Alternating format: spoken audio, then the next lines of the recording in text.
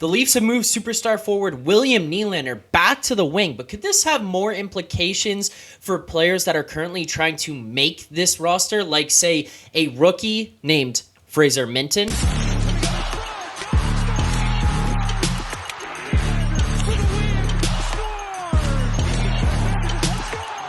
Welcome back to Third Man In. I'm Zack Phillips, and in today's video, we're going to be breaking down William Nylander moving over to the wing, what this means for the lineup, what this means for himself, and then we're going to dig a little bit into Sheldon Keefe's comments, because I think his comments about Fraser Minten actually sort of tie back into the whole William Nylander situation. So we'll see if we can connect some dots there, but let's first start by letting people know that about 65% of the people watching this channel have not subscribed. So if you have not subscribed yet, please make sure to do so. While you're at it, hit like, subscribe to the channel, and turn on notifications so you don't miss a single second of anything that goes on here on this channel, whether it's news, videos, updates, injury reports, or live streams, post games.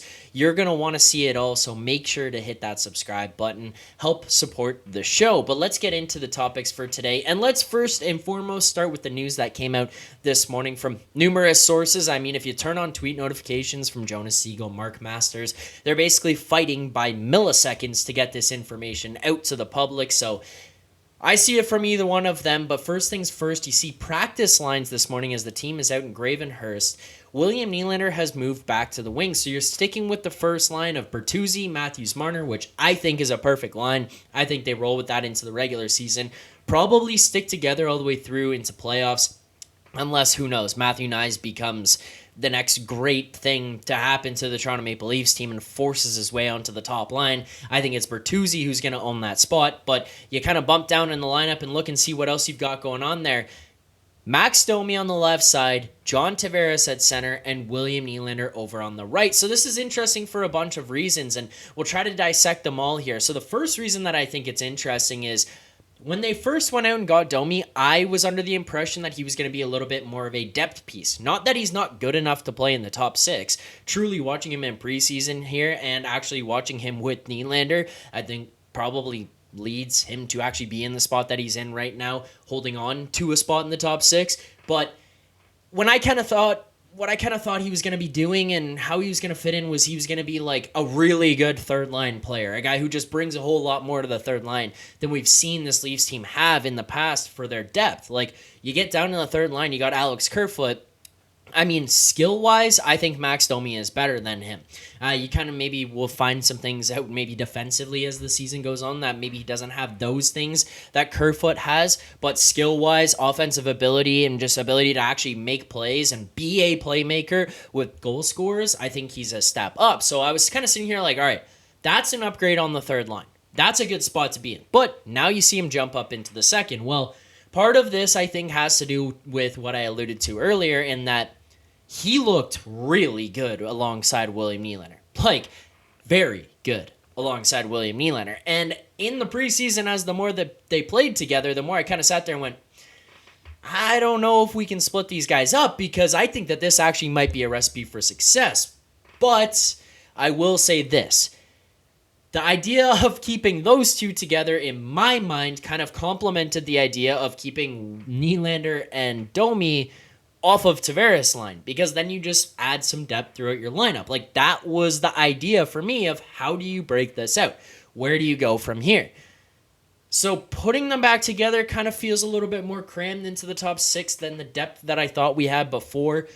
And it kind of hurts the opinion that I had about Calle Jarnkrok in the last video that I did. And by the way, if you haven't watched that one, please take the time after this video to go watch that, where I talk about Calle Jarnkrok and his fit on this team. But I kind of had it talked about how I think Jarnkrok is better in a top six position than he is in a bottom six. And if you play with JT on the third line, then it's not really a bottom six. It's a faux bottom six. Well, that's kind of eliminated here now. So that was kind of it takes away from all of that, basically, is what I'm saying. But you keep Nylander up in the top six. All right, you're going to have this super strong top six. Where I'm a little confused now is like, okay, now your third line is Nyes, Minten, and Jarnkrok.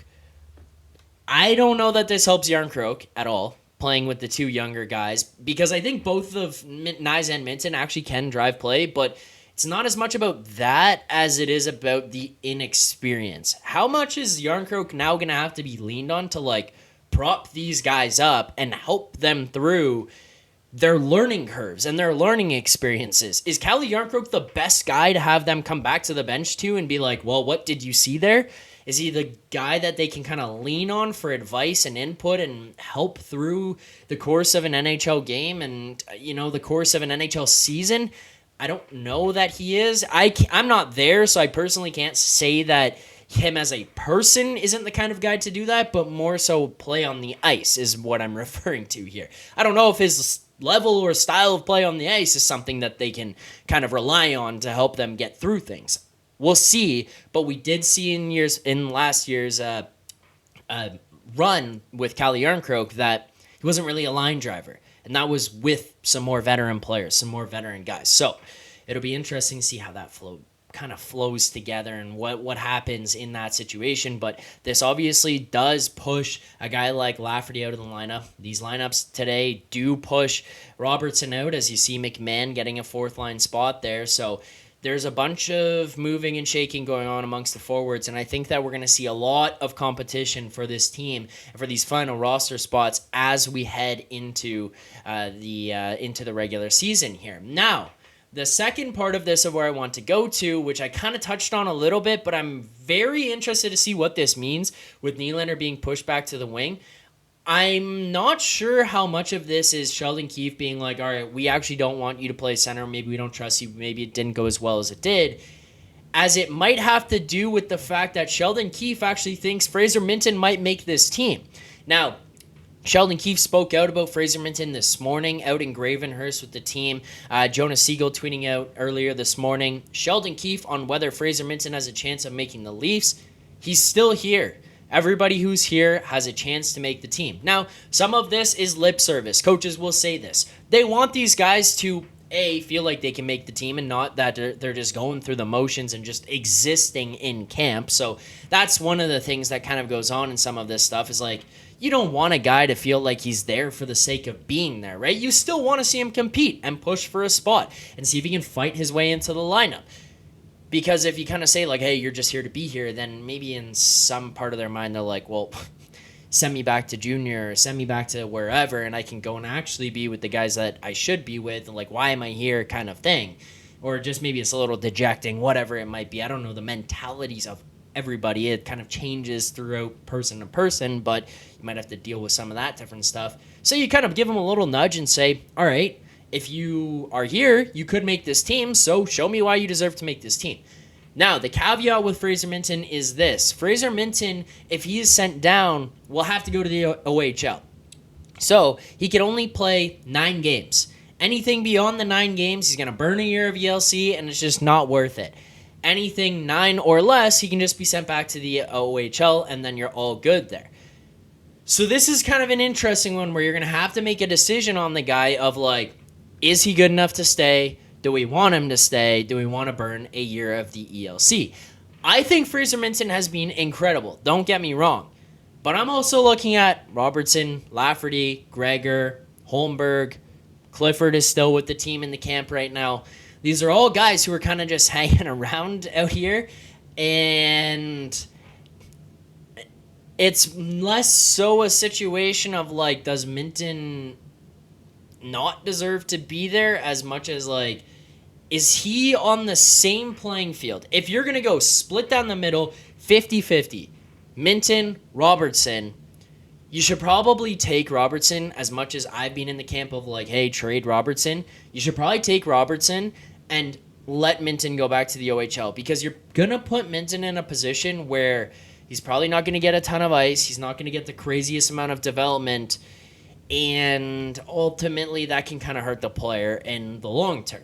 If he goes back to the OHL, this kid could absolutely light it up like we saw Mitch Marner do after he was drafted by the Leafs. And then he comes back into the NHL, and then this guy is just going. And he's going full steam ahead, and he hits the ground running. So we could see a kind of situation like that. I'm happy to bring him here for 9 games. I'm happy to do that. But we also have to consider cap. We're not really in this luxury of like, yeah, you can carry as many people as you want or as many bodies as you want. Cap is a serious consideration here, so we got to watch out for that. But I'm not going to lie to you. I've loved Fraser Minten in this camp. I've loved what he's done. I've also been a big proponent of, I'm not fully bought in on Nick Robertson. If you're going to, like, if you got to do something with him and he's not going to be 100% in this lineup, trade the guy. For his sake and yours, get some assets back and cut him free. Like, remember free Frankie Corrado? Free Nick Robertson. Let the kid play hockey. Let him go out there to some other team where he can actually get his feet on the ice and start playing some NHL games. Like, I know it's not all about doing the right thing to the player, but sometimes do the right thing for the player. Maybe that's what he needs. Maybe he just needs a fresh start. And then you get a look at Lafferty. Maybe that's a guy you have to trade to open up some cap. Holmberg can go down. Clifford can go down. Noah Gregor. I'm interested to see. I think he might be able to stick around in this lineup. But let me know in the comments below your thoughts on Nylander moving back to the wing. If you agree or disagree with me on what this means for Fraser Minten, your thoughts on Sheldon Keefe's comments about him still having a chance to make the team, where you sit on Nick Robertson, I want to hear it all. But while you're commenting on this video, I mean, as you're going there, you take 2 seconds. You can like, subscribe, and turn on notifications here on this channel. It does help support the show, so we appreciate all of that here at Third Man In. Thank you so much for the support. Look forward to seeing everyone very soon. And as always, keep believing.